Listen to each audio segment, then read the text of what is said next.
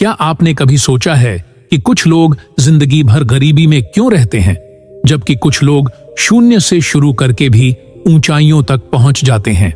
क्या यह सब किस्मत का खेल है या इसमें हमारे विचारों और निर्णयों की भी भूमिका होती है?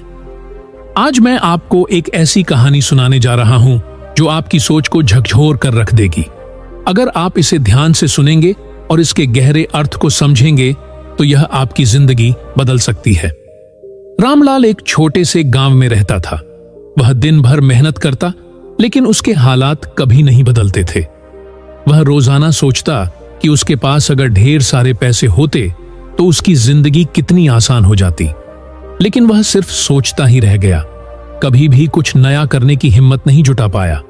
एक दिन उसने सुना कि उसके गांव में एक बहुत बड़े बिजनेसमैन रोहित मल्होत्रा आए हैं।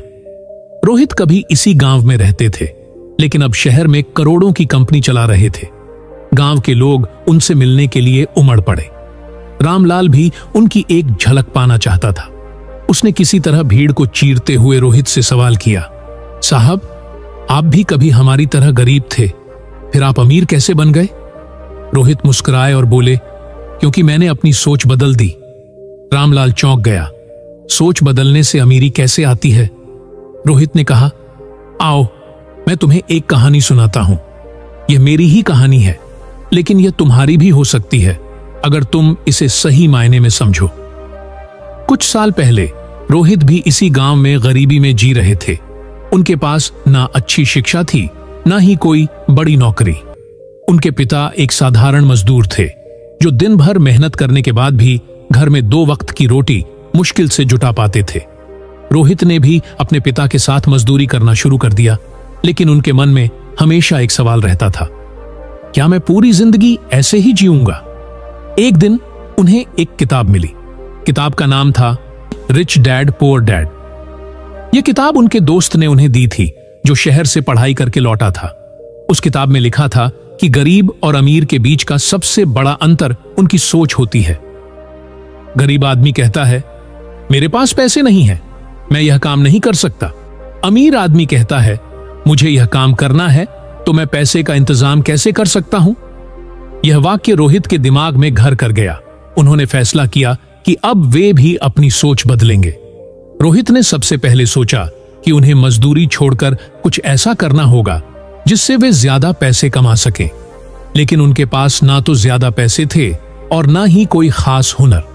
उन्होंने अपनी छोटी सी झोपड़ी के सामने एक चाय की दुकान खोल ली। उनके पास जो भी थोड़े बहुत पैसे थे उन्होंने उसमें लगा दिए, लेकिन चाय की दुकान तो गांव में पहले से ही कई थीं। तो उन्होंने कुछ अलग करने की सोची। उन्होंने हर चाय के साथ एक छोटी सी प्रेरणादायक कहानी सुनानी शुरू कर दी। धीरे धीरे लोग सिर्फ चाय पीने के लिए ही नहीं, बल्कि उनकी कहानियां सुनने के लिए भी आने लगे। उनके पास ग्राहकों की भीड़ लगने लगी। रोहित ने यह समझ लिया था कि अगर पैसे कमाने हैं तो उसे बचाना और सही जगह निवेश करना भी आना चाहिए। उन्होंने अपनी कमाई का एक हिस्सा बचाना शुरू कर दिया और गांव के एक पुराने व्यापारी से व्यापार के गुर सीखने लगे। उन्होंने देखा कि गांव में लोगों को रोजमर्रा की जरूरतों का सामान लेने के लिए दूर शहर जाना पड़ता था। उन्होंने अपनी बचत से एक छोटी सी किराने की दुकान खोल ली। अब गांव वालों को शहर जाने की जरूरत नहीं थी और रोहित की दुकान पर रोज भीड़ बढ़ने लगी। कुछ ही महीनों में उनकी दुकान इतनी चल पड़ी कि उन्होंने सोचा अब इसे और बड़ा किया जाए। उन्होंने एक मोटरसाइकिल खरीदी और गांव-गांव जाकर सामान बेचने लगे। अब उनके पास इतना पैसा आ गया था कि वे इसे और बेहतर व्यापार में लगा सकते थे। उन्होंने शहर जाकर ऑनलाइन बिजनेस के बारे में सीखा और अपने गांव के उत्पादों को ऑनलाइन बेचना शुरू किया। धीरे धीरे उनकी मेहनत रंग लाने लगी। अब वे सिर्फ एक दुकानदार नहीं, बल्कि एक सफल बिजनेसमैन बन चुके थे। रोहित की सफलता की असली वजह क्या थी? पहला जो था वह है उन्होंने सिर्फ मेहनत नहीं की, बल्कि स्मार्ट तरीके से काम किया। दूसरा, उन्होंने पैसे की समझ विकसित की और उन्हें सही जगह निवेश किया। और तीसरा, उन्होंने नए अवसरों को पहचाना और उनका सही इस्तेमाल किया। जब रोहित ने रामलाल को यह कहानी सुनाई तो रामलाल की आंखों में चमक आ गई।